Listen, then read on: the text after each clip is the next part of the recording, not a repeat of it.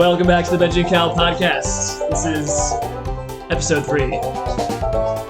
Revenge of the Sith. Exactly. So whether or not you listen to the first two, or whether you are a new person, we basically have the gist down at this point. We talk about some sort of deep topic. We might stay mostly on topic, or we might then go off on a tangent, multiple tangents, who knows. But today we're going to be talking about the end of humanity, the future of the universe, and basically what'll happen in 5 billion years. Or even sooner than that. Maybe we'll even address death and everyone's personal universe, how that ends, as nice. well as the collective universe. Interesting. Very cool. All right, sounds good. Benjy, do you have any initial thoughts? Okay, well, there are a few ways that humanity could end. We already spoke about how the universe is probably going to end, how they think it's going to end, where basically entropy just goes to the maximum. And there's just a big blank uniform nothingness universe. But let's say in our solar system, how's our solar system end? Scientists are pretty sure that in like 10 billion years, someone could fact check us on that, but the sun will just increase as it uses up more of its fuel from fusion. It's just constantly radiating all of the elements that it's just fusing in its core out. So then it eventually loses some of that mass which is holding it together under the force of gravity, so it just expands. And it gets closer to us and starts taking out planets one by one. Earth boils over. So that's in 10 billion years. Yeah. Okay. And according to some futurists, they'll think that, hopefully we have our stuff together by then and we'll be out of here or on, some course towards intergalactic civilization. Intergalactic is probably too much because that requires traveling to another galaxy, which is 200 million light years away. But within our own galaxy, that's probably more feasible. Within our own galaxy, we could what? Travel, set up new colonies, explore different planets. The optimists amongst the futurists hope for that. And within our galaxy, we could get to another solar system where we would be safe from the sun's supernova. Yeah, not exactly a supernova. The supernova is when it collapses on its own gravity. Oh. And you need a certain size star for that. It has to have a certain amount of mass, where the fusion can't overpower the force of gravity, so it just like crushes on itself, and then it like hits some critical point, and then it just explodes, wiping out everything. So the sun isn't big enough for that. It'll just kind of like expand because it's not strong enough to overcome its own gravity. Sorry. Yes. It can't, it overcomes its gravity. Sorry, that's it. And it just expands further and further and boiling everything in its path. And if we get to another solar system, it's not so likely that it's going to be habitable. In fact, they're constantly surveying the skies for habitable planets in the Goldilocks zone, which is, right where it's not too cold, that everything freezes, and it's not too hot, too close to the sun. So it's got to be right at a certain amount. This also has to be like a certain size of planet. So, but if we're talking in billions of years, I think the speculation goes that maybe that won't be necessary then. Maybe we'll have some way of expanding that window, or maybe even of completely artificially creating our own atmosphere, or whatever conditions we need for life to be sustainable, we can maybe create those ourselves. Mm-hmm. Right. So that's one of like the interesting things of futurism. The main thing is we don't know the future. We could only extrapolate. And right now we're kind of on a timeline of exponential growth where, humanity's advancements took, just to get from the Stone Age to the farming age took thousands of years. to get from the farming age to civilization, cities took less time, and then typewriter, hundreds of years, and religion, and then all of a sudden, in the span of 500 years, industrial age, space age, digital age, AI age, and it just skyrockets. So the assumption is, like following this trajectory, why not, build, we should be able to build a Dyson sphere within 500 years, which is when you like surround the sun and just, encapsulate it and just harvest its energy. But the problem with that is that there are theoretical limitations Hmm. to the universe within physics. So it seems more likely that we'll plateau at some point.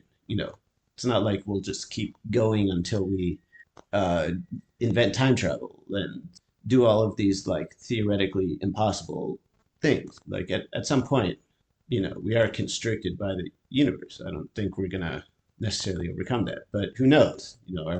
Our knowledge could always surprise us in terms of scientific discoveries.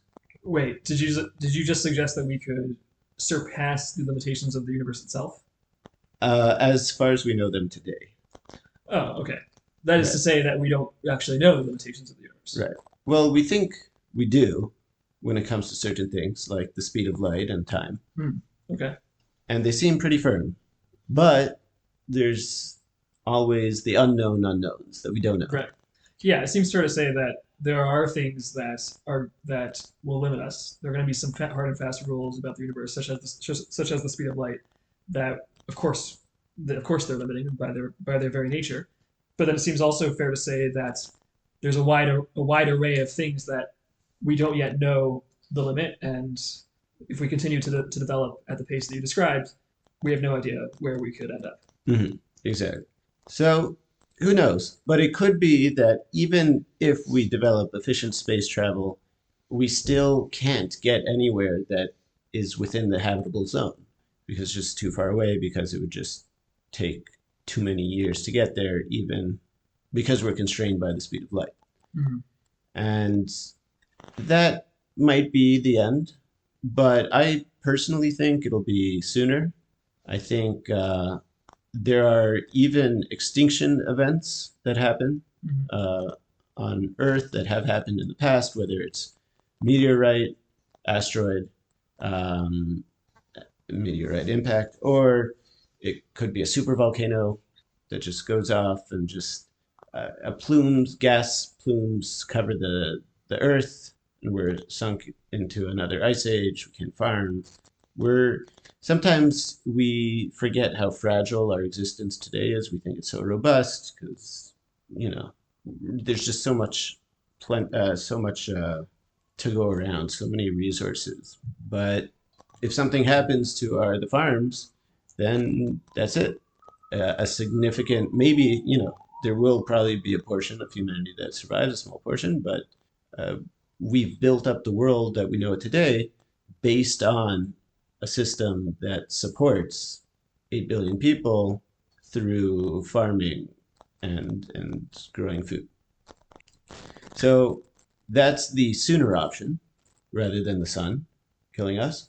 The even sooner option that I think I think people are even worried about today is war and nuclear war, Mhm. because as soon as one nuke goes off, it's all up to the people in charge of about whether to send more nukes as a preemptive strike so that to take out the enemy, or maybe it was a false alarm. So there are lots of instances of very close calls of nuclear bombs almost going off, Mhm. and the thought is they would end the world. Um, so it's kind of a hair trigger that it's a very scary thought. Could be an epidemic um, that could wipe us out. Um, I'm not entirely sure how feasible that is, but we lived through Corona, and I think it was pretty clear that you can't control humanity to really quarantine us all away from each other. It's extremely difficult, and you could slow it down, but the coronavirus still passed through it all the entire world. Nothing we could do to stop it. Um, AI wouldn't really destroy us necessarily, but there are some theories that, an AI robot, if put in charge, some AI system would, and given control, would eventually determine that, given an objective to keep, like, I don't know, the world, to reduce climate change, it would decide to get rid of humans Mm-hmm. because that would be an efficient way. Mm-hmm. And as a result, if it's given control, it would try to take out all humans. It's possible.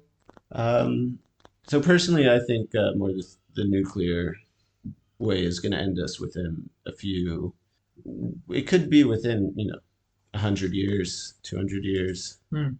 I don't know. What are your thoughts?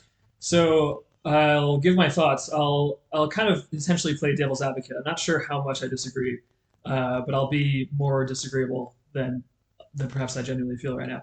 Um, on the subject of nuclear warfare, so there was there was super high concern in the world during the Cold War about the possibility of the world ending via a nuclear war, um, and in the first couple decades of nuclear weapons being invented and of course used during World War II, um, there was all sorts of speculation, and then there was the subsequent Cold War between the Soviet Union and America, and there was all sorts of concern. And it seems that we are only getting more and more stable. Actually, it seems that there's actually less concern as time goes on, um, and also in a counterintuitive way, the invention of nuclear weapons has actually decreased overall the number of military deaths and the number of the amount of war and death between nations because of there's a reasonable explanation, which is that it's such a deterrence that everyone now knows that okay, well, if things get too hairy and if things really escalate, then like we're all screwed. So there's quite a bit more incentive to try as best as possible to remain peaceful and even making compromises or concessions or finding a way to live in peace. Um, so I think there is a countering theory that says that by by creating weapons of mass destruction, we overall actually bring an era of eternal peace. Mhm. So I definitely hear that argument, and for sure you can't argue with it. The amount of deaths from war has decreased, and it's possible that yeah, because nuclear war is such a deterrent, it scares people away. I would say though that it could be education and awareness, which is slightly we all know how devastating the First World War I and World War II were, and we constantly get a lot of information about war, and we've moved away from thinking about the importance of war. I think in the past there was a lot more emphasis on honor and defending your honor, Mm-hmm.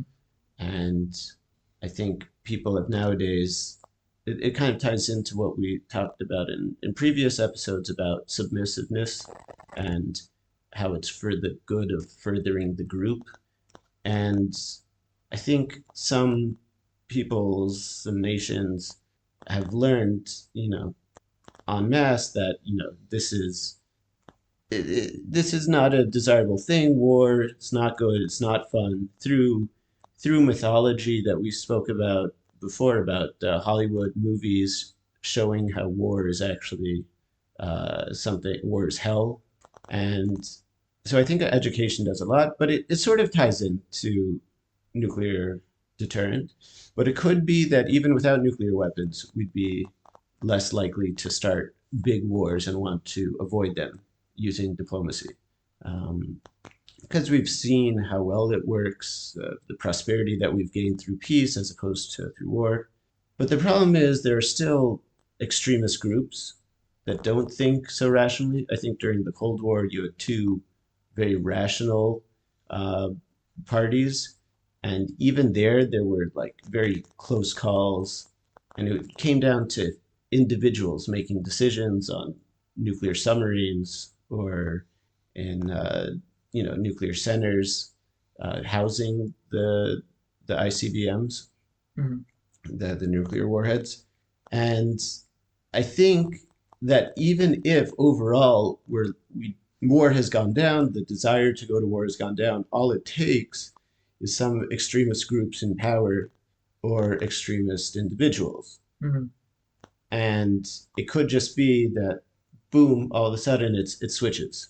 There's one black swan that just comes in out of nowhere, and then all we've built up just goes astray. But you Mhm. were playing devil's advocate, so maybe what do you truly believe about nuclear annihilation? And one last thing I will say is that there will be survivors of a nuclear war Mhm. if they live in away from large cities that aren't affected. I don't know, maybe in Canada, northern Russia, like in the wilderness more. If they're prepared and if they could survive, if they have the survival skills, Mhm. humans survived, and thousands of years ago, and they were in small bands and they didn't need civilization. So we can figure out how to do it again. It will just take thousands of a thousand years to recover, maybe. Mhm. But we should recover faster than we did it the first time, Hmm. right? It depends how well knowledge is saved. Yeah. So if it's all like it would all be digital, anything digital would be pretty much ruined. Okay. You'd have to have the digital know-how to eventually, when they get power back online, generators, some knowledge. It's just Wikipedia, is kept on servers. You Yeah. can't download Wikipedia locally. So how would you get that knowledge back? It would be. Mhm.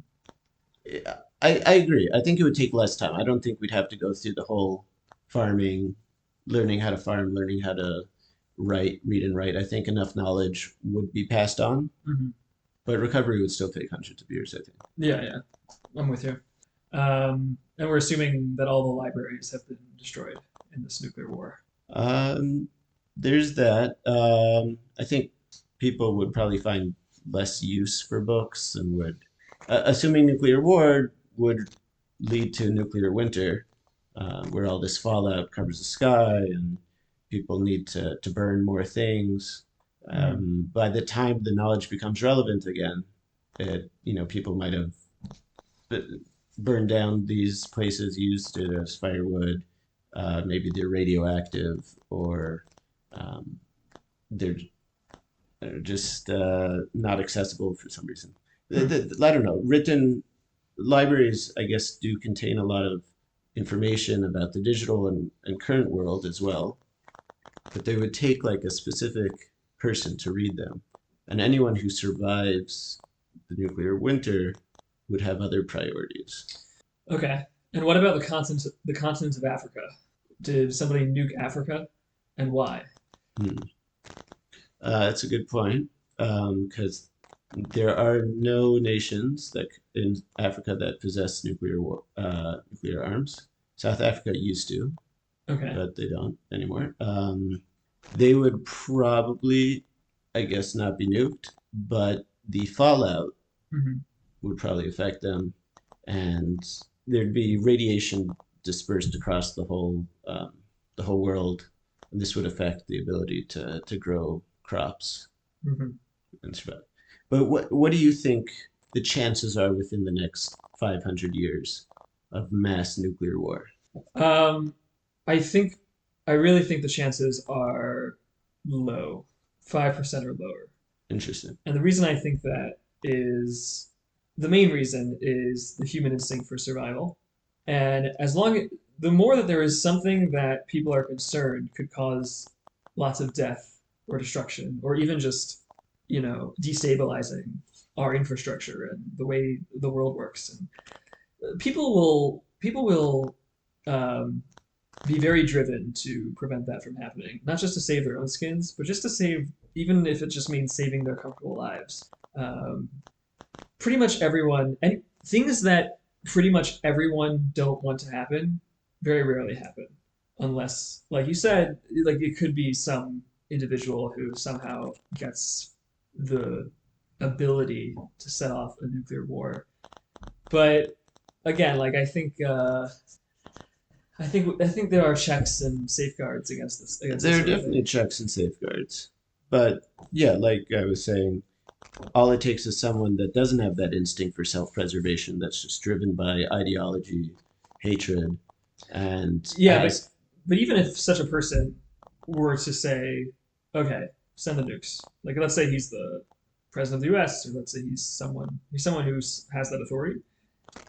People don't just follow that instruction blindly. People kind of look and be like, really? Like, okay, why are we doing this? And like, when it comes to sending the nukes, people it takes more than one person because oh, for sure. I don't think people are going to just follow that instruction. It it takes more than one person to set it off into motion, unless that person is sitting in a bunker and they have like instructions to fire when they receive a certain signal. And let's say there was an error and they received the signal by accident and they could set it off. But that, let's say someone with intention to set it off because they want with intention to set off the first one. Um, so the U.S. has checks and balances, but there are these checks and balances to keep, uh, let's say, rogue nations from acquiring nuclear weapons, such as Iran, Mm-hmm. and try as they might, it's very difficult and almost impossible to stop them. Mm-hmm.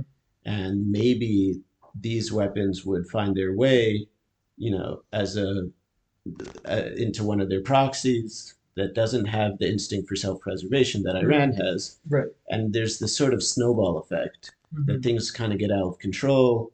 And then, so the way I think it's going to happen is not just one person waking up one day and saying, "Hey, let's do it. I've lost my mind. I just want to end the world." I think it's going to be like a kind of escalation, and then one mistake leads to another, and then they're sending large conventional bombs, and then someone else decides to send a very small nuclear bomb, and then all of a sudden that threshold has been passed, and no one knows what was the actual threshold. Like you could send technically a conventional bomb, you could drop that on someone, and it could be larger than the smallest nuclear Mm-hmm. um, bomb. I mean, maybe it'd be equal. I'm not entirely sure the smallest you can make it, but I imagine you can make it pretty relatively small if you just use less fissile material. Okay. So that's how I think it would be more of a snowball effect. Okay, but then I also wonder if even when the snowball starts rolling, right, if nuclear bombs start being deployed and they go off and there's all sorts of destruction around the world, do people then continue that snowball? I'm not convinced necessarily that if because I think of most people in the world, not just most, pretty much everybody except for the like really extremist people we're talking about in this thought experiment. Um, I think pretty much everybody would say, all right, once it gets out of control, I'm actually not going to send it. I'm gonna then switch to a mode of survival and de-escalation, um, because I know that if I send this, it's just going to add to this Right. Armageddon that's occurring. But the problem is that, and I think that some nations will choose that route. Mhm. Um, and then, even though they have nuclear weapons, they'll try to stay, even if they suffer a first strike, I think they'll still say, there'll be debate amongst their leaders. Should we retaliate or not? Mhm. This exact debate. And one instinct is of self preservation, that we shouldn't retaliate because this will lead to a chain effect, and then they'll send back more at us. The other option is self-preservation, and we should retaliate because we have to do it first in order to save ourselves. So in both cases, it's self-preservation. Yeah, They come into conflict right there. I do accept that if a country were to get nuked and they know who nuked them, they would probably retaliate. let's assume for now that they would. Now, I kind of don't believe that that would happen, and I think the scenario that you were describing was one more of one kind of goes off. It's unclear how it went off. Another somebody who doesn't have peace at the forefront of their mind sends a couple, thinking that like it was this other country or this country that set off the first one, and then we have sort of chain of events where different countries are setting off nuclear bombs at each other. Um, and at that point, if you have a country who is, peaceful minded, um, and a nuclear bomb comes to them, but they're aware that, well, it is tough. I grant it is tough, but if they're aware already at that point that a sort of chaotic chain of nuclear bombings have started around the world, um, I think at that point, Right. I hear it's what you're saying. yeah, I think like you're saying, it depends how it happens. It depends which country it happens to. If it is, I think it is most likely that it'll start with a single nuclear bomb mhm, rather than one country just deciding, okay, we're gonna go for it and send all our nukes initial strike. yeah, Even though that would be most rational, I think countries would be too scared. I think it would be more like a test the waters situation where they'd say, hey, we have nukes, we're ready to use them. It's a deterrent, we're only using one. Or it could be an accidental launch, or it could be a mistake and thinking that it was a nuclear explosion. And in all those cases, it's a single one. And in the case of a single one, you have time to think about it. You have time to determine who actually sent it, mhm, because I think in the conventional case, when you're nuked, they say, oh, you have 15 minutes to decide whether to launch nukes back at them. I think in those 15 minutes, whoever's in charge would be seized by this paralysis of indecision. Like, is it time to send the nukes? What if it's a mistake, and then everyone remembers me as being the one who sent them mhm, initially, mhm, and they'd want to confirm it, and therefore it wouldn't actually get to that point. Um, they'd have time to to think about it, and they wouldn't actually launch one, or if they did, it would just be a single one. mhm, And then maybe if it is a single one, and then the next time the other nation sends another one, and then you have this escalation. mhm. Could happen that way. But okay, maybe we can move on to Wait, but before we move on, I have to quote the movie Oppenheimer at this point. You saw Oppenheimer, right? yes. So there was what I thought was a really good line in that movie. I think it was from Oppenheimer himself, where he says something like, I am become death, "No, destroyer of no, worlds. not that line. It's the line where he says they something I'm for sure not going to quote it exactly correctly, but it was something like, um, they won't fear it if they don't understand it, and they won't understand it if it's never used, something like that. So, and the line to me, the way I interpreted it was like, we have to use it once so that it's never used again. If Hmm. we don't even use it once, then some bad guy, some other country is going to develop them later and they're going to use it. Like somebody has to be the first one to use it so that the world says, okay, we're not doing this. Right. And the way it worked out was America was the only one to possess nuclear weapons Yeah, when they used it, so there was no risk of it actually turning into a nuclear war. right. At Um, that time. Yeah. yeah. I still maintain that they should have demonstrated it, um, Mm-hmm. not necessarily on a city of people, Mm-hmm. even if it was like a military harbor. Mm-hmm. But yeah, and there are even lines by Oppenheimer about like how he wishes he didn't develop it, Yeah. and also Einstein, like, had I known what this would have, what my research would have created, I would have done something else. Mm-hmm. Um, I think a lot of those uh, those quotes though are like kind of, I don't know, these are the smartest people, Mm-hmm. uh, from those generations and from in history. But I think they also had like a bit of fantastical um, ways of seeing everything, and they want to their image was very important to them, Mhm. and they definitely want to show regret over producing the bomb. Right. Um, but I still think that they would have done all their research anyways, had they known what it would come out to. So that's just a There's actually a bit of hubris in saying, "I am become death, the destroyer of worlds."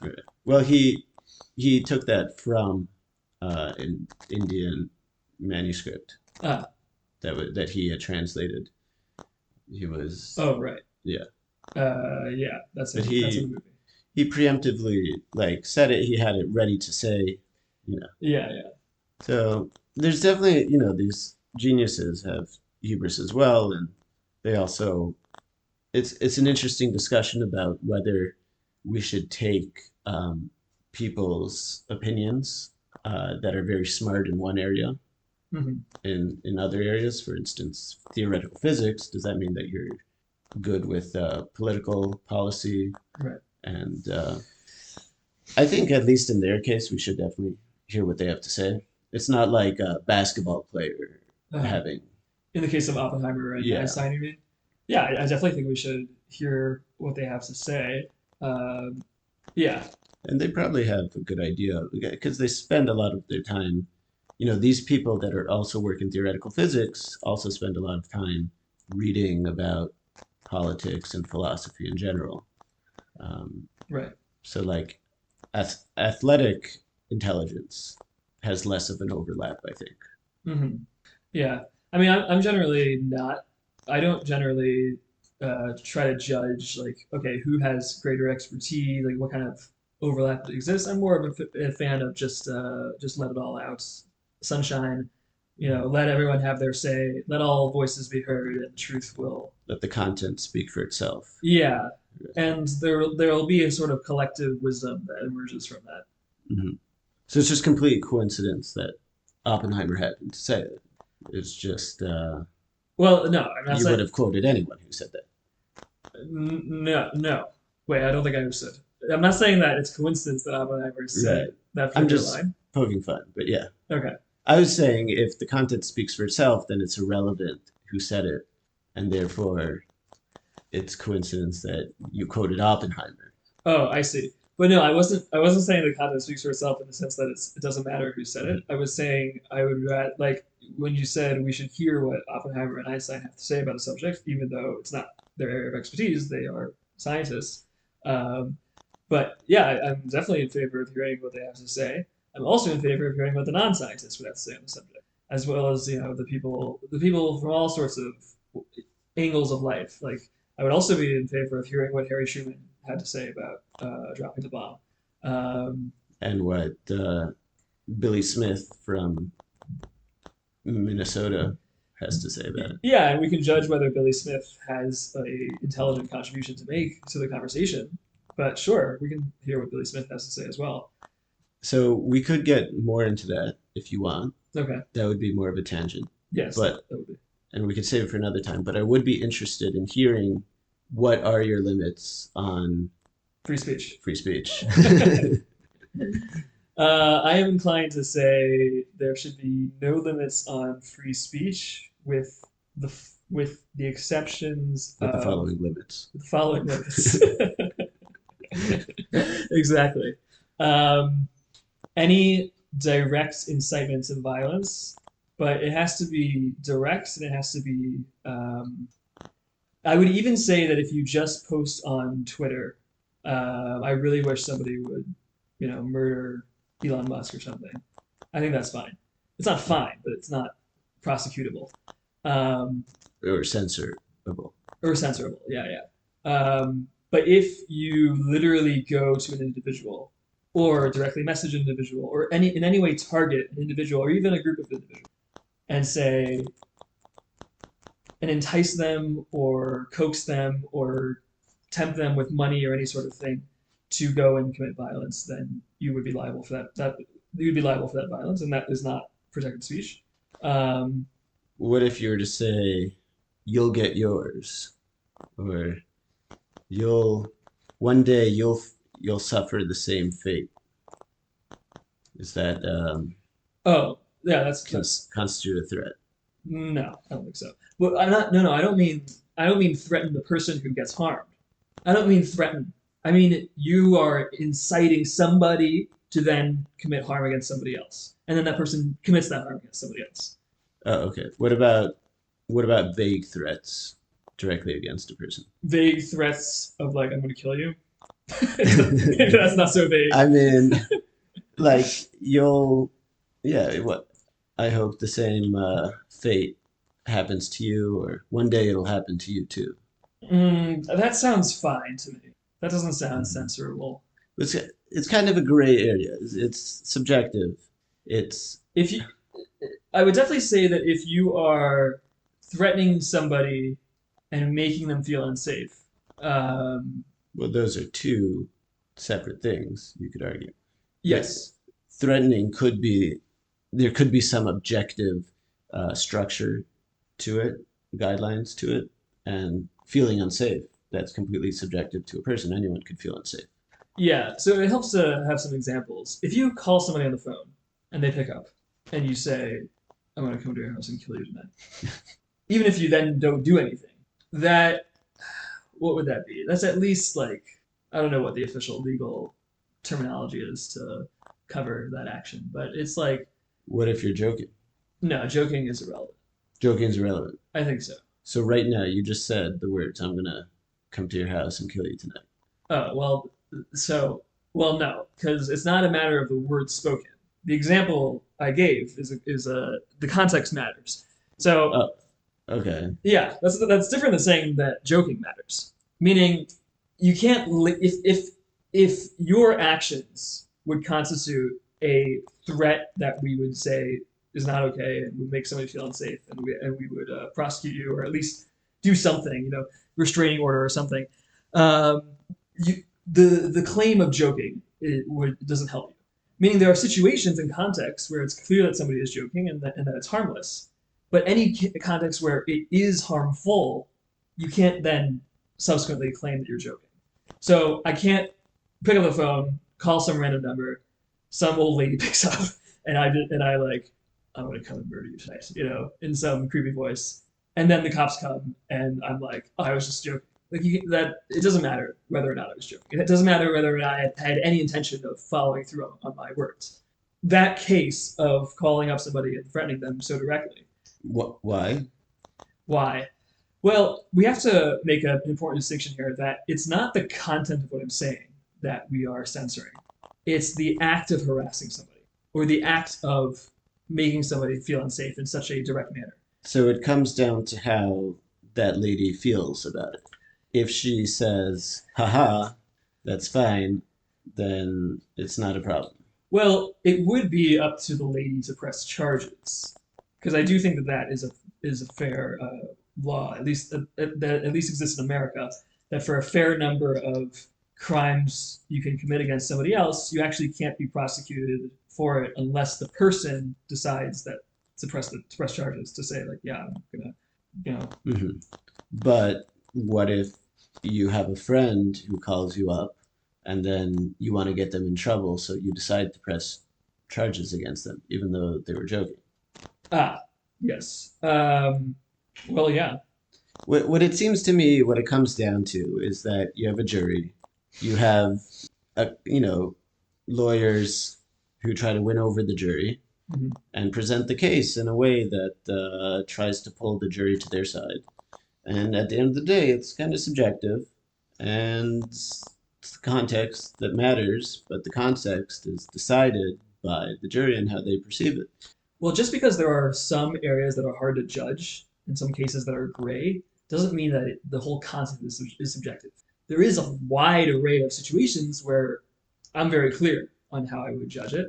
There are some cases where it's unclear, but that doesn't make the whole concept itself.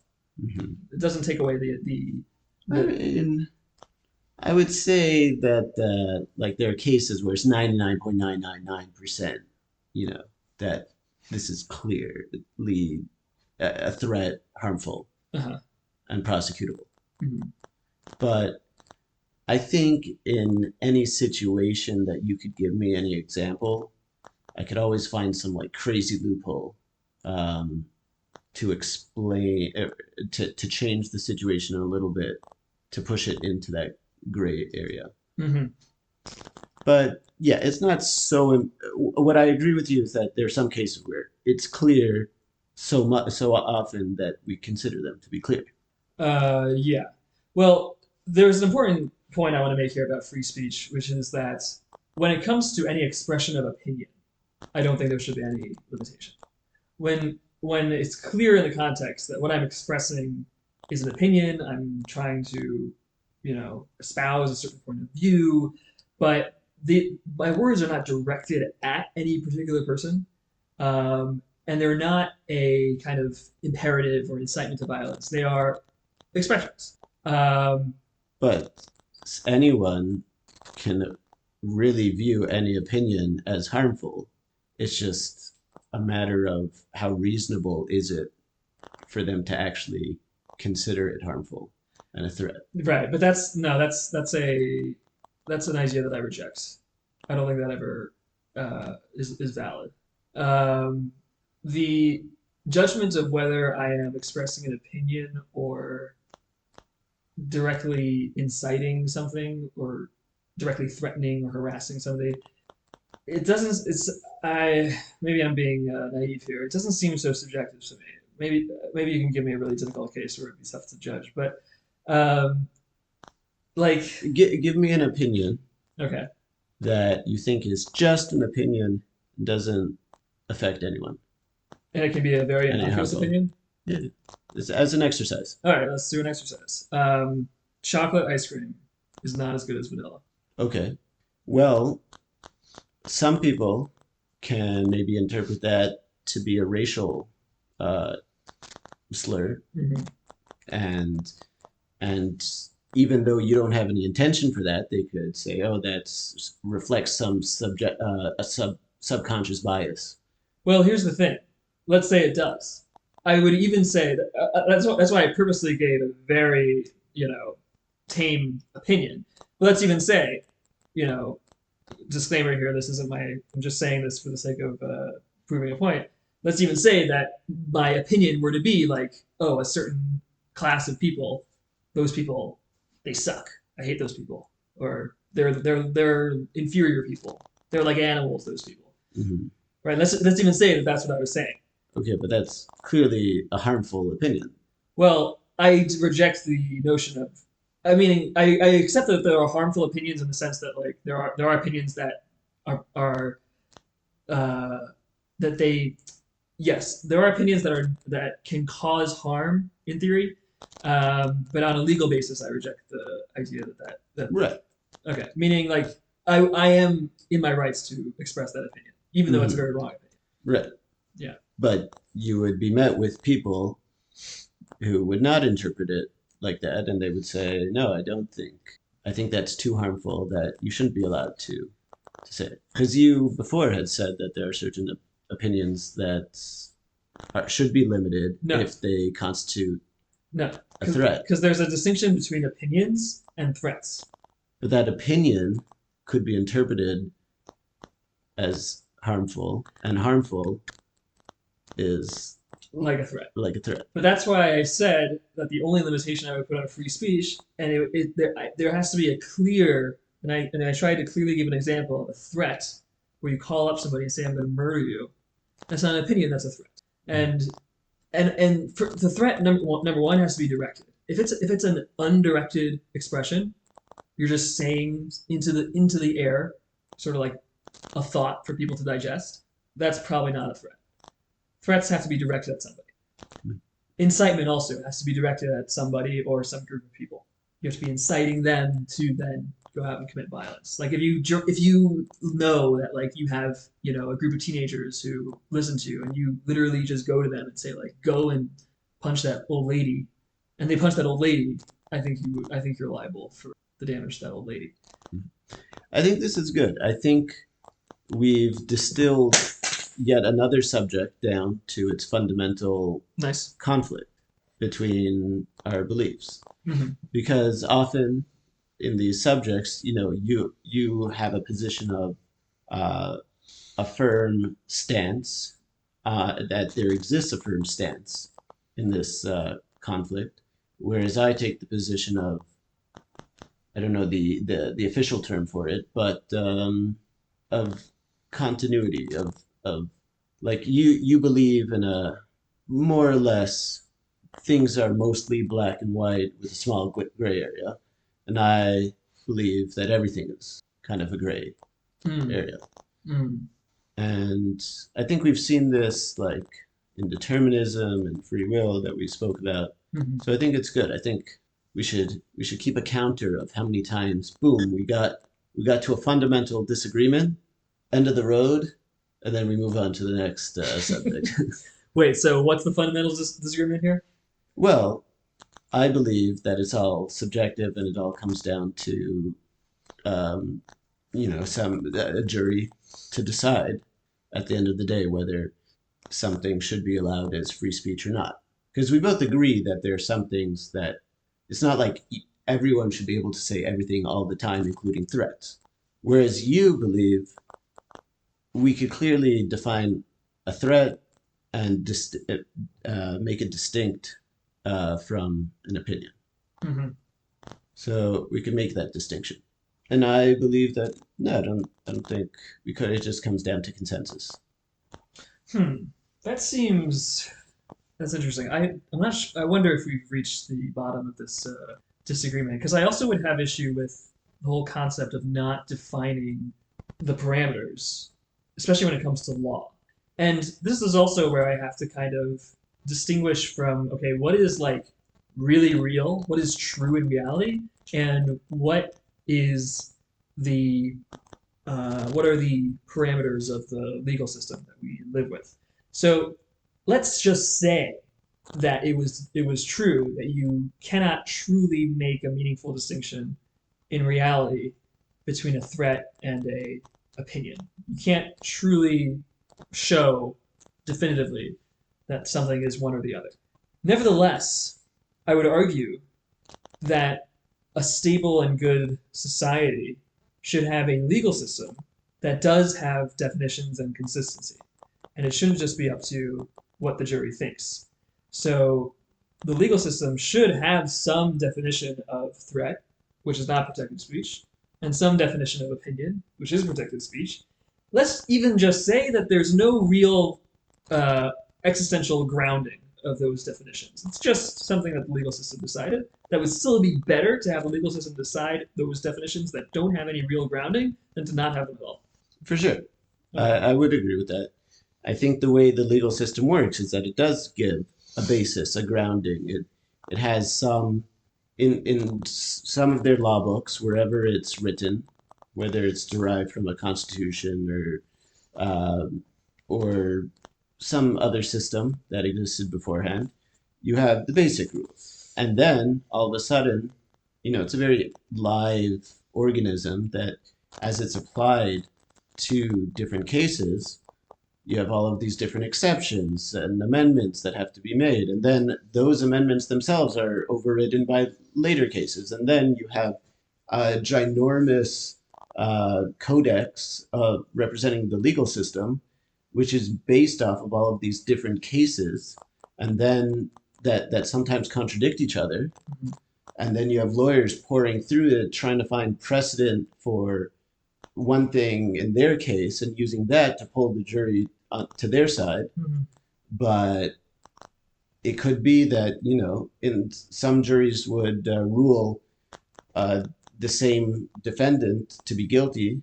And if you took a different jury, they'd rule them to be innocent. If you had one lawyer, if you had a different judge, if you had a different lawyer, the Yeah. outcome would be different. Yeah. So there's no way to objectively codify every single instance that could arise Yes. in some. So that's why I perceive this as being, at the end of the day, subjective and kind of hierarchical. That there are certain things that are covered by the basic, certain things that are more certain. That you know, 99.999% of the time, there's a case that's so clear that everyone's going to say that it's guilty. But there are exceptions. Sometimes the defendant is so clearly guilty, but he's let off. And I don't think that's necessarily because the legal system is flawed. I think it is flawed. I just don't think that there's an option where the legal system wouldn't be flawed. Mhm.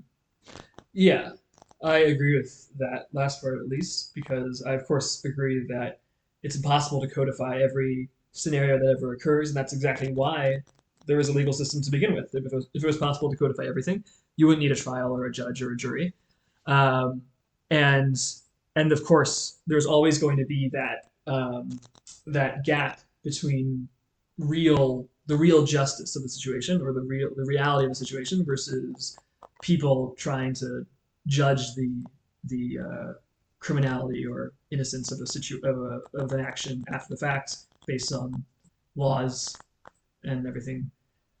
Like you said, um, I am confused by the assertion though that it's subjective. I think I have to understand what we mean by that, because there's a lot of there's an underlying acknowledgement of something objective here. I think even in the words that you said, and certainly in the very concept of legal systems to begin with, very concept that we have kind of laws that try to capture the ethics that we want to live by, and then we have a judge or a jury or both kind of think about how the laws that we have map onto this situation that we're seeing here. All of that implies an objective reality underneath that we're trying to get to, even though, of course, we are fallible human beings who are in the process of doing that, and so mistakes can be made. But the very statement that mistakes can be made is a statement that acknowledges that there is an objective truth, and if a mistake was made, that means that we didn't reach that. So you're saying that maybe like we're trying to figure out whether the person actually is guilty of the crime. Yeah. He either did it or he didn't, and how we arrive at that is subjective, but we're trying to arrive at a truth that he's either guilty or not. But I would even argue that His guilt is. his guilt is something that's not necessarily an objective thing. Even someone that murders, we have, innocence by insanity, or not innocence, but pleading insanity. Is maybe this person who definitely killed this other person and intended to Yeah. was driven by certain, either his environment turned him into an insane person, or it was self-defense in some way of his perceived threat. It's still my point is just that guilt itself is something that's not an objective label you could apply to someone. It's something that we use as a term in order to like help us understand, because at the end of the day he's either guilty or not. He has to either serve a sentence or he doesn't. Mm-hmm. The sentence could be something fluid, depending on how many years and everything, and the punishment is fluid. Therefore, it stands to reason that guilt is also something that's fluid and more certain in some cases, but at the end of the day, just this term that we as humans have created for it. Mm-hmm. There's a lot of very interesting things going on here. Now, the word guilt, it is true, refers to a kind of phenomenon inside the human mind. Are you guilty? Guilty means like you have something to be guilty for. There's a sort of incongruence between your soul and your actions, and there's a lot of like spiritual slash moral, even like theology, I'll call it, at the heart of saying that somebody is guilty. I will accept that.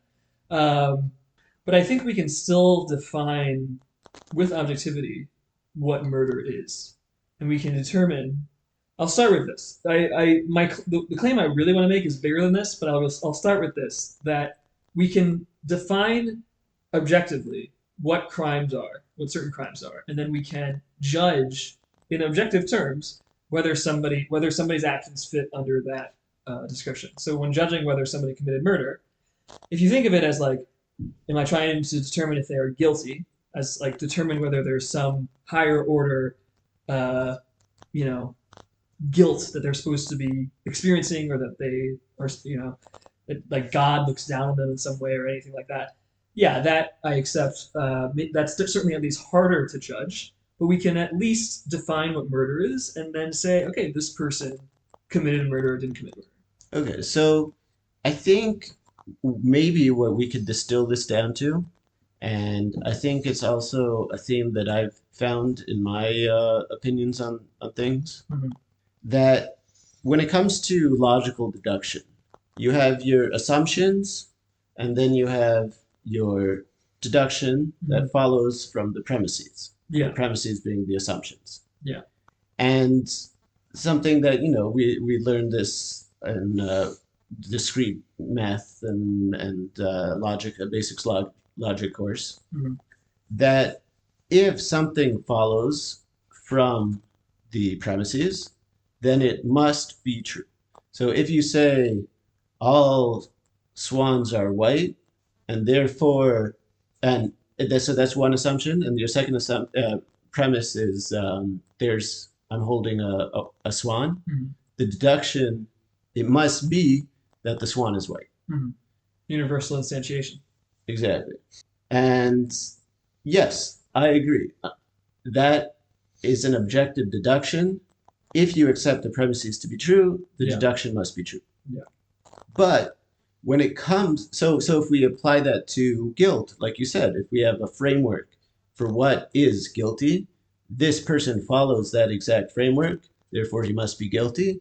Guilt is objective.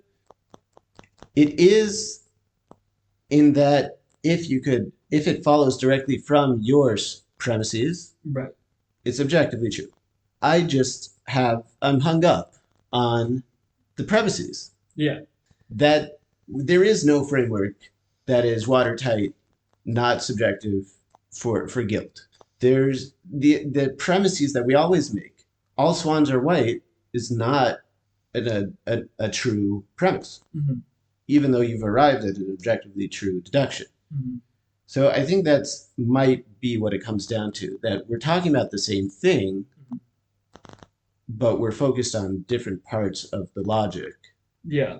Um, can we bring it into the example we were talking about? We don't have to always talk about murder, but if if we say that murder is the intentional killing of somebody where it was not necessary for one's self-defense or for the defense of other people. Let's say, am I missing something there when I define murder like that? Um, well, okay, let's say that's true. Yeah. And then you find someone to have followed that description.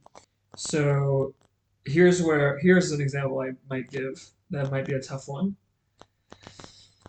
Let's say you Well, I'll tell you that I don't think it matters the example, because the premise itself, I think, is still not something that can be but I think it's objectively shown.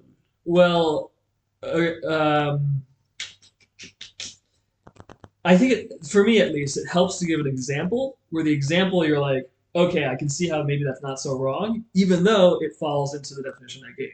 And that's what shows that the definition I gave might like not really capture what is right and what is wrong. And the example I can think of is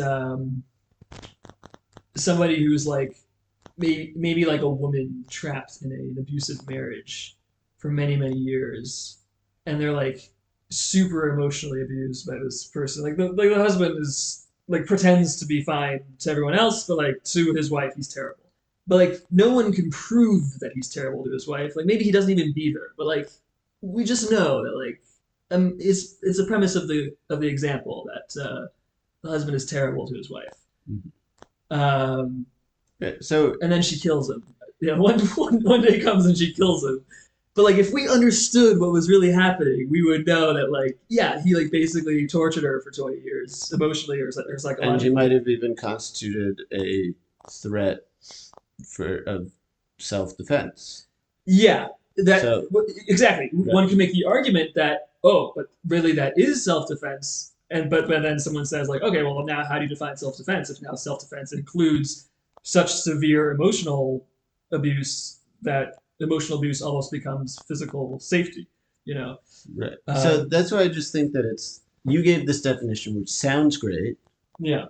but it's just not watertight because at the end of the day, what constitutes self-defense is subjective because you can't prove that someone was going to kill you or post a threat because they never ultimately followed through with it. Let's Hmm. say just one example. Right. Yeah, I definitely accept that. See, but I still think that it depends what level we're analyzing here. Because it's true that in the real world, we can't prove that any given case falls into the definition that I gave, or that the definition that I gave really is the definition that captures what should be judged as right or wrong. Um, but at the same time, the effort of making a definition, the effort of judging a case and associating it with the definition, all of this kind of points to the idea that there is something real, just beyond the veil that we're trying to understand, and we just have to accept that we can't quite always get it. And even an attempt at a definition of murder will find some cases where it's like, it's unclear whether that was justified or not, even if we have all the facts. But still, it's like there's something beyond the veil that is real that we're trying to describe. It's convergence ad infinitum. So Okay. you have a series, one plus a half plus a quarter plus an eighth. Mm-hmm. We know that it converges to two, Mm-hmm. but it never converges to two. But we know it converges to two, but it never ultimately converges to two. So Okay. it's stuck in this loop, you know. It is two, but it's also in this world. It's not two, and we can always improve our legal framework, but we can never get ultimately to a hermetic, waterproof framework. Mm-hmm. So, speaking of murder, Okay. which I think is a good example because I'm one to always take the most extreme example. I know I've had debates with people where they didn't like the fact that I went all the way to either extreme, and but I always felt that uh, using the extreme as an example, it really clarifies the position. Yeah, because it helps you focus on just what matters. It's like we all Hmm. agree that murder is wrong, so now we can focus on just how do we define that. How do Hmm. we define what murder is? If Right. I if I give an example of like tax evasion, it's like, well, tax evasion. We all kind of know there's plenty of reasons where like there's plenty of situations where one would be justified in not paying taxes if the government is like super tyrannical. Like, okay, maybe you have to for your self preservation, but like in terms of morality, if you can avoid it, like go for Hmm. it. You heard that here, folks. Cal Cal shared. No. Um, yeah, I think it was just frustrating on the side of someone else who I was debating with that they would say like that's not so useful. They wouldn't see it as so useful because it wasn't so practical. And they would see um, why not just focus on something that like is more relevant Mhm. than going to a ridiculous standard. But I'm glad that we're on the same side Okay. about this. But so speaking of murder, Yeah. what do you think happens after we die? Ah, nice. Getting us back on track. Back on track. Yeah. So after we die, um, I believe that something happens. Um, why do I believe that something happens? I don't know. I think like I might as well. I'd rather believe that something happens than that nothing happens. Um, and I the kind of classic depictions of heaven and hell, uh, I don't find very meaningful to think about. Um, I prefer to. There's one step, at least in the right direction, is to think of hell as just a cleansing process. That no one actually is damned for eternity. Everyone just has a shorter or longer period of cleansing to like kind of like get rid of their bad traits that they picked up in life, and then they go through a cleansing process, and then everyone eventually goes to heaven, whatever that is. Now, there's an alternative explanation that I heard once, which I actually thought was really cool, which was that we all actually go to the same place. And if we developed ourselves in this life and we learn to value what's important, we will find it a very thrilling and enjoyable experience because we will be in something, that is the ultimate truth. Um, we'll be in like the truly divine light or something. And if we developed our character to value what's real and what's important, then we will love that. But if we didn't do that, then we'll hate that. It'll be so agonizing to be exposed to, you know, God in his essence or something like that. Hmm. So we So all, that answers like the question that would arise after your first illustration, your first hypothesis of what happens. If we all get cleansed and go to the same place, then why do anything in this life to change that? So oh, that's the gotcha that you could do whatever you want in this life, but then you won't be prepared to enjoy what would come next.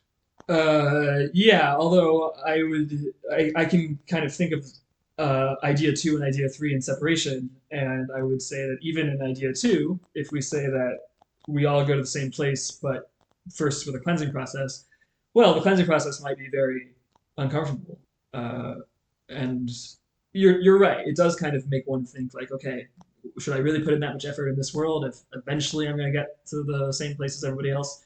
But if it means that I'll have to go through something like, I also don't think we. It's deeper than that. There's no like trick. There's no shortcut. I think at the end of the day, actually, forgive me. I'm remembering now a book I read by C.S. Lewis called The Great Divorce, which I actually found to be very deep, very cool. And he actually argues that the way he puts it is that the gates of hell are locked from the inside. That everyone can leave hell at any time. You just have to choose to leave it. And so it is kind of like idea two in the sense that those who go to hell choose to go to hell because that's who they are at this point. Like the idea of they're given an actual choice, but they're like, no, I don't. Whatever I see in heaven, that's not for me. They're like who they've become is somebody who prefers hell. They've chosen hell, um, and they can in any time or over the course of any period of time, they can just walk out of hell and go to heaven. And it's a matter of making that choice. And I don't know. I thought that was really. It's not quite idea two. It's more like idea three actually. I think it's more like idea three yeah. Go ahead. It reminds me, speaking of like authors, fantasy authors, and their interpretation of heaven and hell, Mhm. reminds me a bit of J.K. Rowling's Harry Potter. Okay.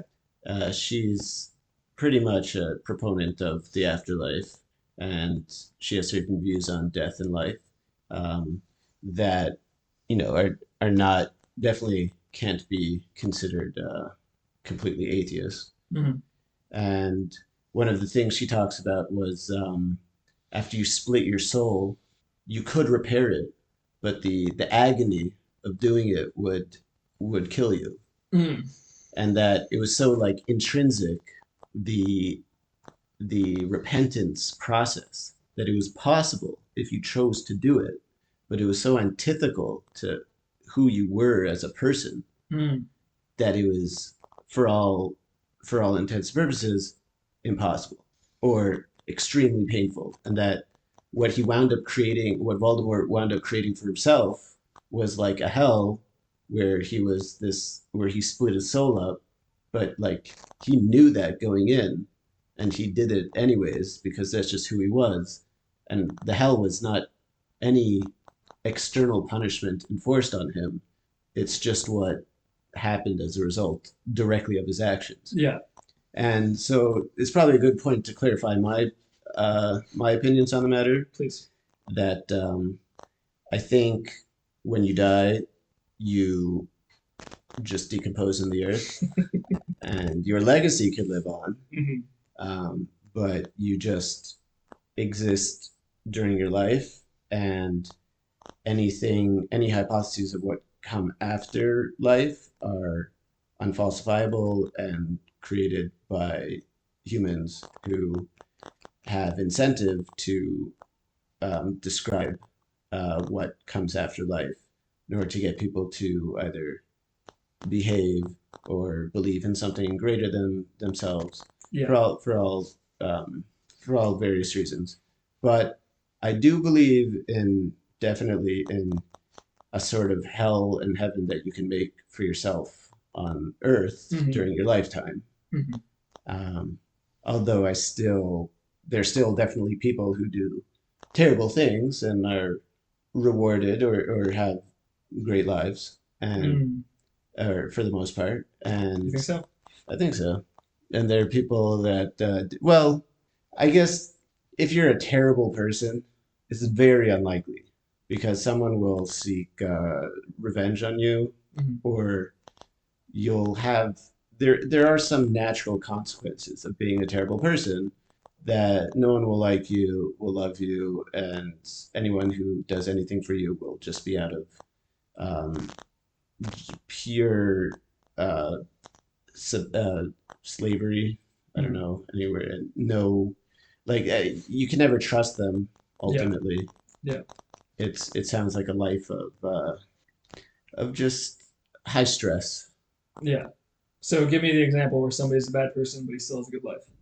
Well, I imagine if you had some sort of sweatshop in some foreign country and you had people suffering to and being forced to work in order to make you money, Hmm. and you're so distant from them that it doesn't really affect you, and your conscience just isn't can sleep soundly at night because that's just who you are as a person. You just don't care. You could ignore it. I think some people are just built that way. Hmm. You didn't have an upbringing where this was seen as a terrible thing or an important thing to care about other people or what they think. Hmm. And you're rich. Your let's say your family doesn't know exactly about it, and nothing ever happens to you. Okay, so on an abstract level, to generalize the concept, you can have a situation where the bad things that somebody is doing are so far removed from them to not affect their conscience very much, and also that they can safely kind of arrange their affairs.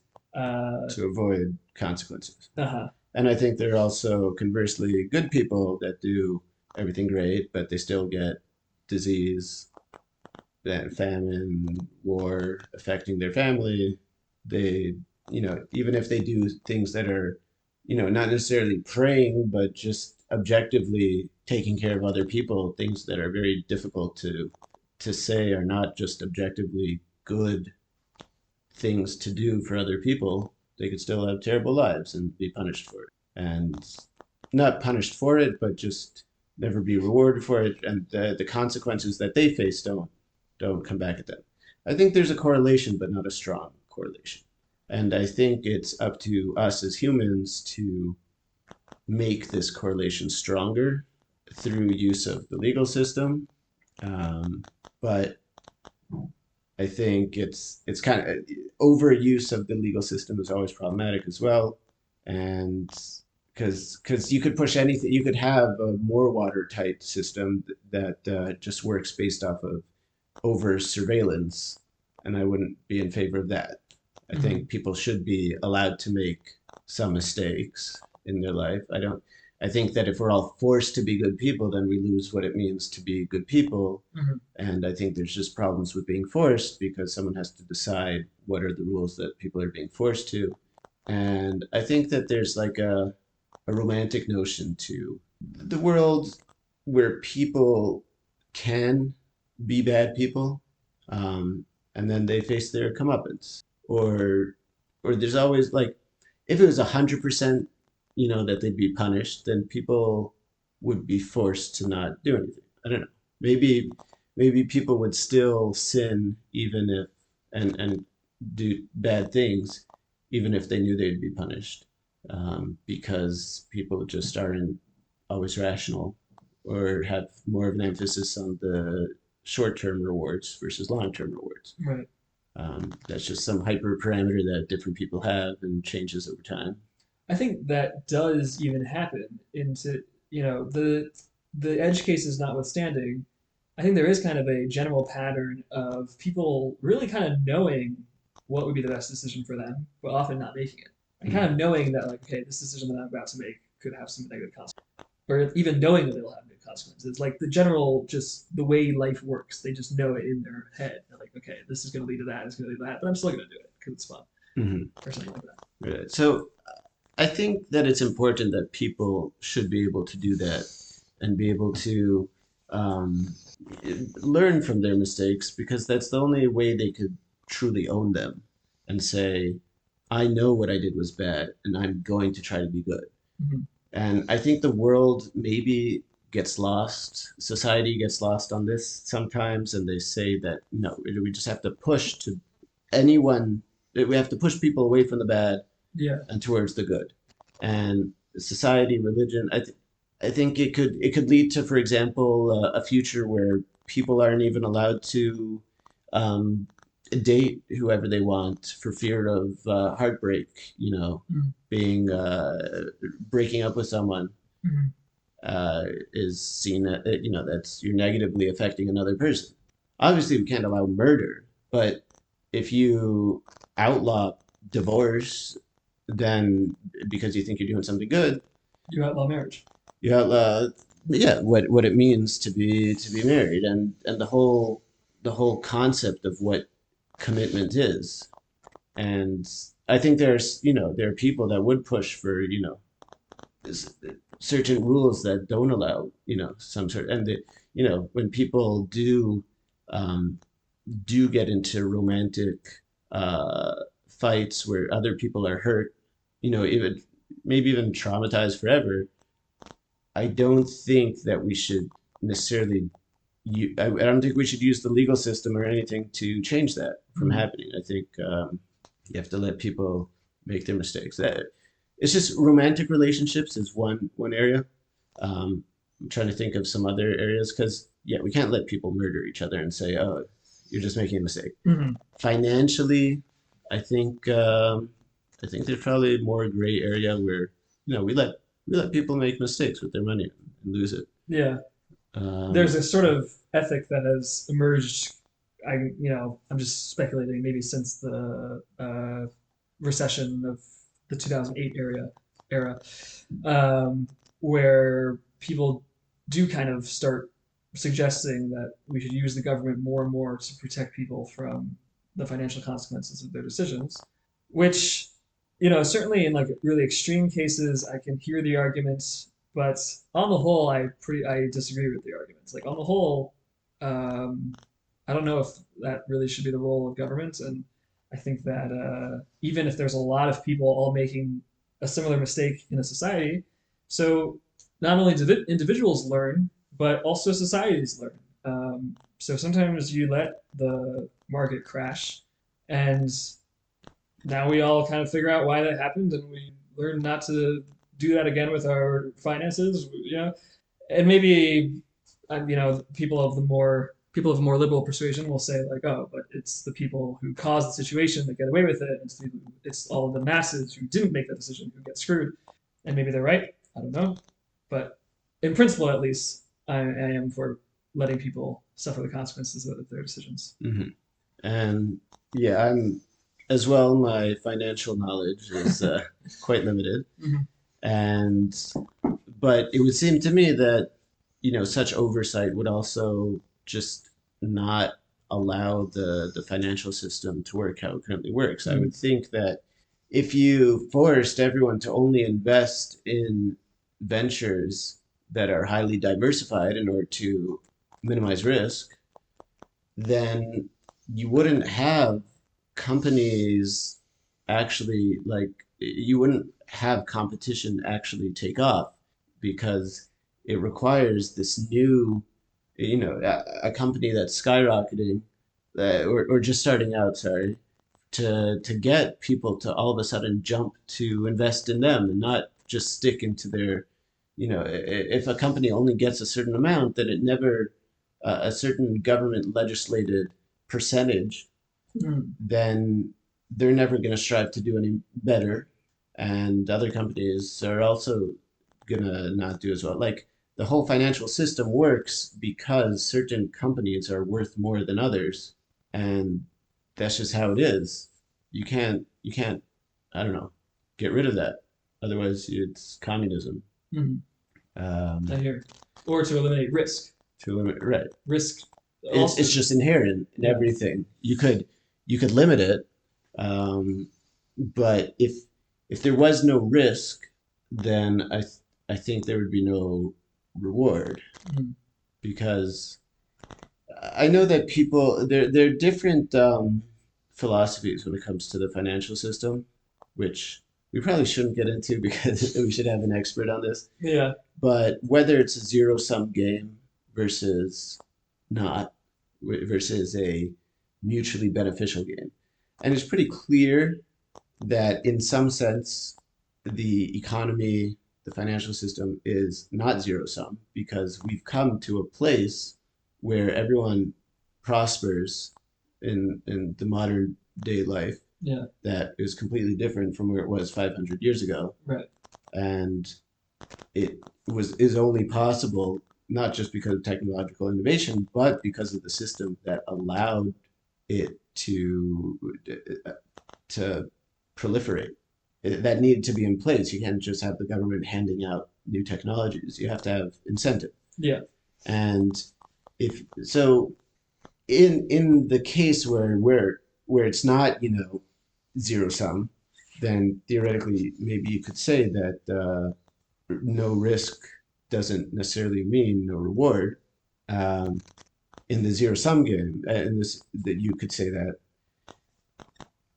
But if you have zero risk but and reward stock, let's say, then everyone would just invest in it, and then what would happen Everyone would invest in what? in the stock if there's zero? Like Uh huh. I'm trying to make the case for there being no such thing as even there's no such thing as something with zero risk inherently. Okay. Uh, and I am having trouble completing the thought for you, so you'll have to do it yourself. Well, I was hoping to count on you for that.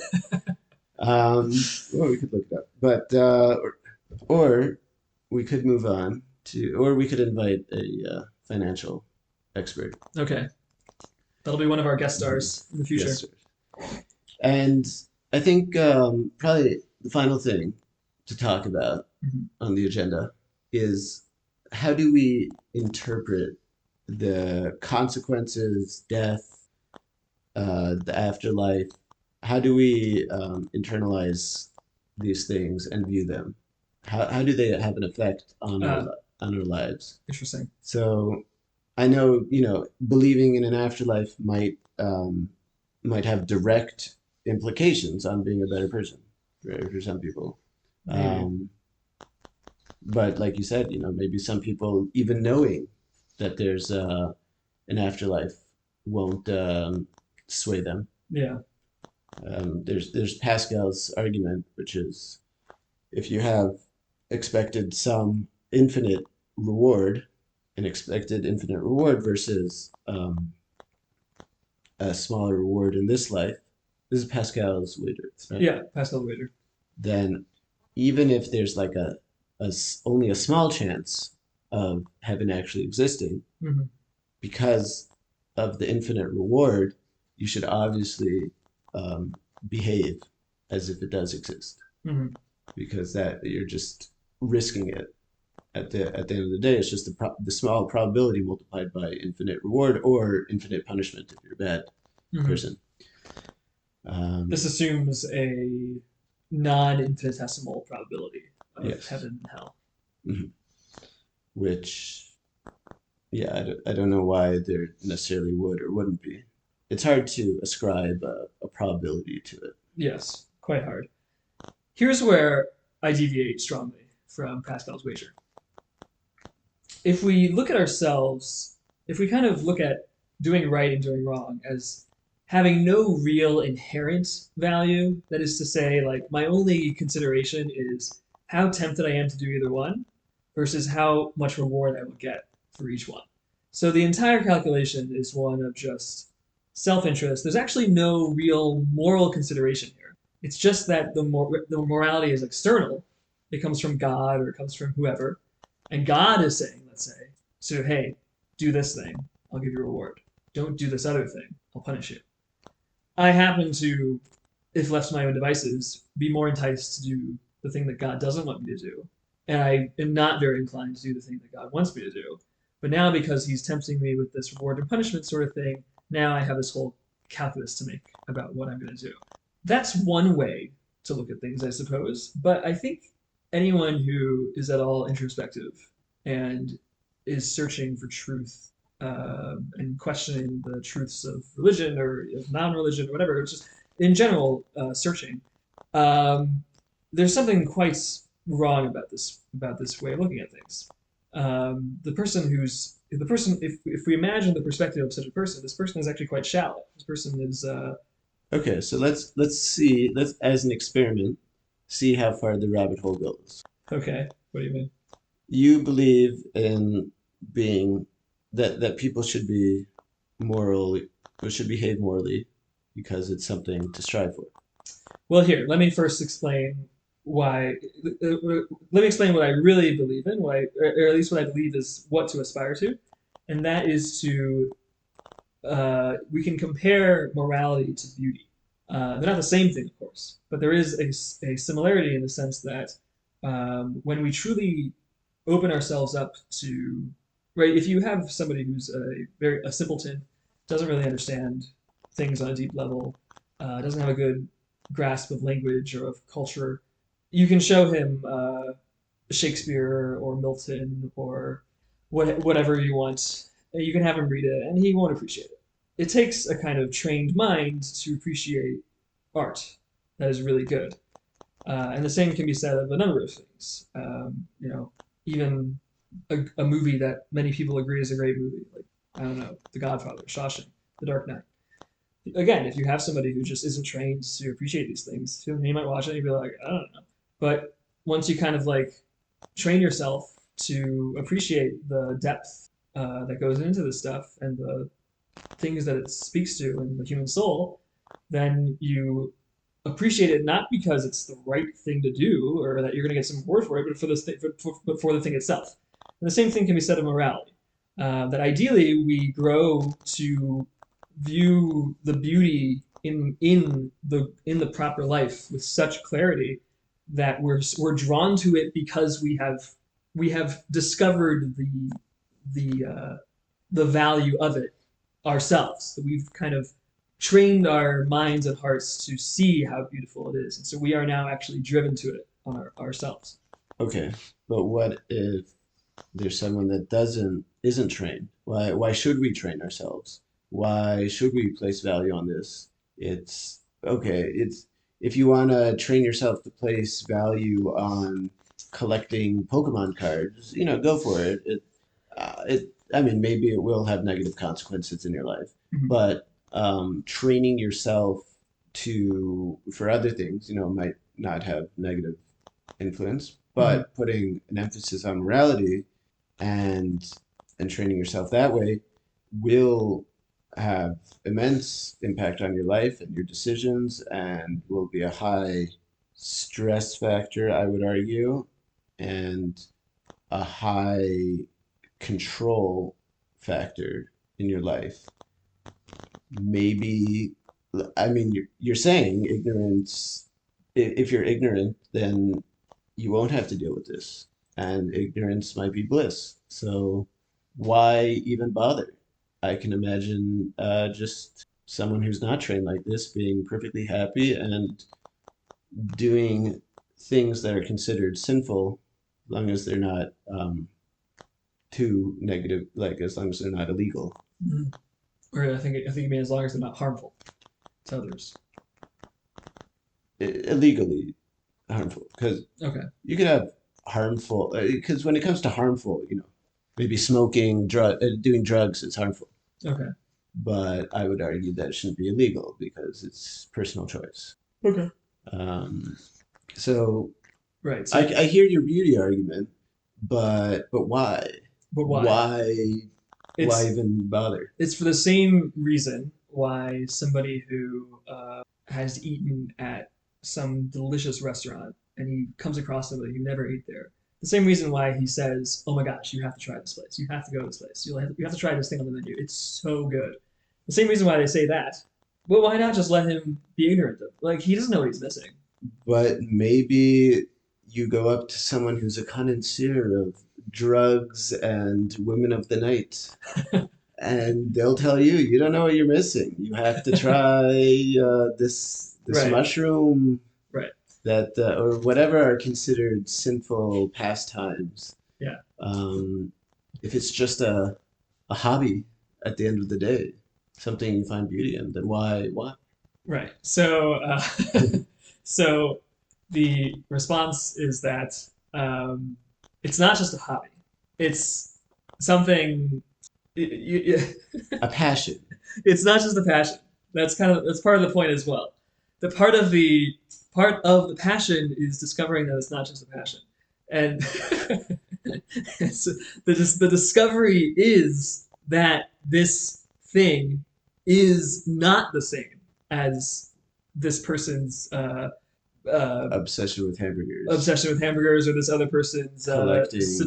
seducing of women of the night and all that sort of thing. The discovery to be made is that there is that not all hobbies are created equal, and that there's this place that we can get to that if only you knew, you would realize that all this other stuff is irrelevant. But that's what anyone would say about their own hobby. Well, I don't know actually. Usually, when people talk like that, we're kind of like concerned, and that's not. It's actually what a lot of people don't say about their hobby. People who start talking about that about their hobby, it starts to become too. It starts to sound too much like an obsession or an addiction or an all-encompassing, thing that takes hold of them and separates them from other good things in life. A lot of people who are at least, I would say, healthier and more just normal would say, yeah, enjoy the hamburgers in moderation. Maybe even enjoy a smoke here and there in moderation. Enjoy some alcohol in moderation. Enjoy a wide variety of pleasures of life in moderation. And, maybe don't be taken in by any particular one. And maybe that's their kind of path that they advocate for. And I'm being a little bit scatterbrained here, but what I think most people who speak of a passion or a hobby as being the ultimate goal in life, we don't usually respect that. And we don't usually look at that and think, oh yeah, like maybe. We people who we listen to, and I think the way we think ourselves when we're trying to find what's true, we're looking for not just what is the ultimate hamburger that we all need to try. We're looking for what is the path that I should be on? What is the way? Right? And the way there might be a lot of things along the way, but what is the general way that I should be following? So I have 2 points Okay. on that. One, I think that the reaction of others can sort of be explained by the fact that if someone tells you they're obsessed with being an upstanding person, then this is a great person to be friends with. You could they'll never steal from you. They'll you could trust them. They'll never stab you in the back. You could even borrow some money from them if you want. You could trust them. Mm-hmm. Whereas if you have a person obsessed with some other passion, if it's just collecting stamps, I don't know, that doesn't affect you, and maybe they'd sell you for a stamp. Maybe they'd backstab you for a stamp. It doesn't contradict the passion itself. Right. Um, but there is definitely, and I've seen this, and I've experienced it, the idea that virtue is its own reward. Mm. That was the second point that I think you're driving at.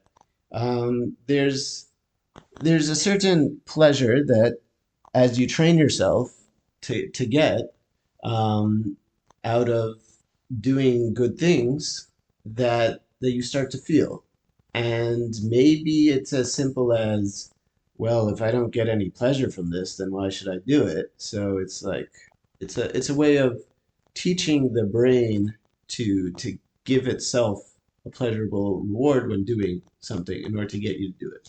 And the last thing I'll say is that living a life of virtue kind of gets you to accomplish some of the harder goals. That there are goals that are short term and easy to accomplish, certain urges that that we feel that you could satisfy without any without any sense of morality, just going for them. Hmm. But there's certain urges that are more long term that require more self discipline.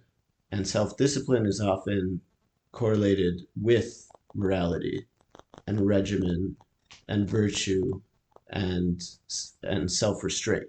And the only way to achieve those higher long term goals is by leading a life of patience, of virtue, of striving, and of mainly self constraint.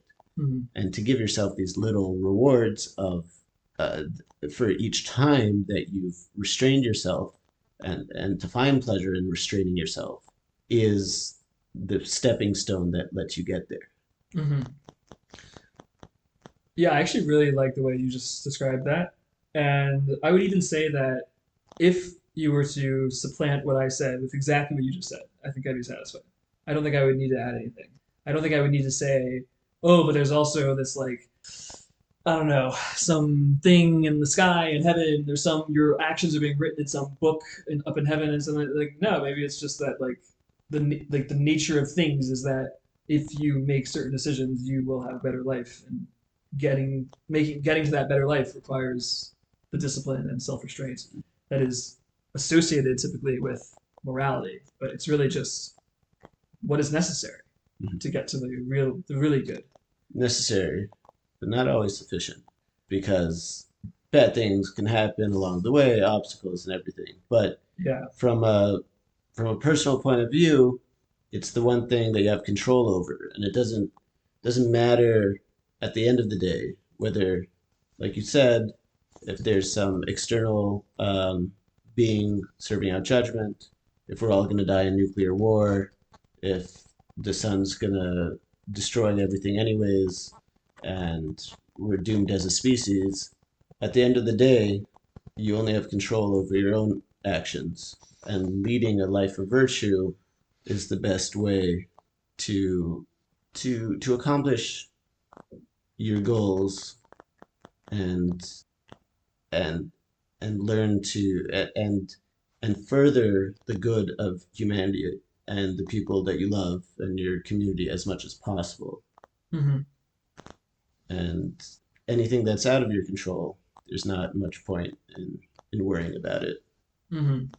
And do you think that if we go back to the question about what happens when you die, or not just that question, but you also asked the question of how this affects your life, do you think that it's possible for a human being to just look at it the way you just described? That, yeah, maybe there's nothing after I die, and maybe there's no greater meaning to any of this, but I at least know that the one thing in my control is that I can, try to make the decisions that will lead to, you know, a life that will be good for me and good for the people I love and good for the people around me, and maybe none of it will matter in the end, and who knows? But that's what I could do. Do you think that that is enough? Because I am at the point where I don't really think it's enough. I think that because there are times because when the world sends us something that is so destabilizing, so difficult, so it wasn't part of the plan. It wasn't part of I this wasn't what was supposed to happen. It just life sucks. Life sent you something that just really you know hit you across the chest, knocked you over. To not lose to not to be able to experience that and not become resentful and to be able to get back onto that mode of, but at least I can control myself, and at least I'll try to do the things that will at least make it better.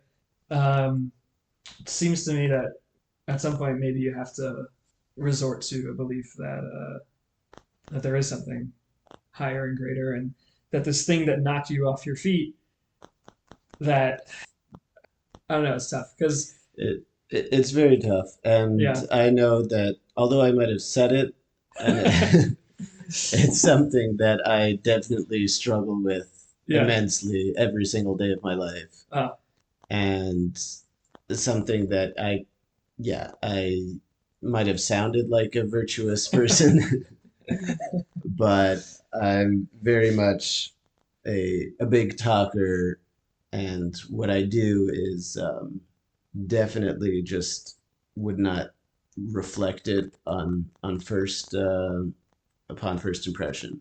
mhm, And is it enough? I I wouldn't know because A, I hope it's enough because I don't, I don't have any further answers.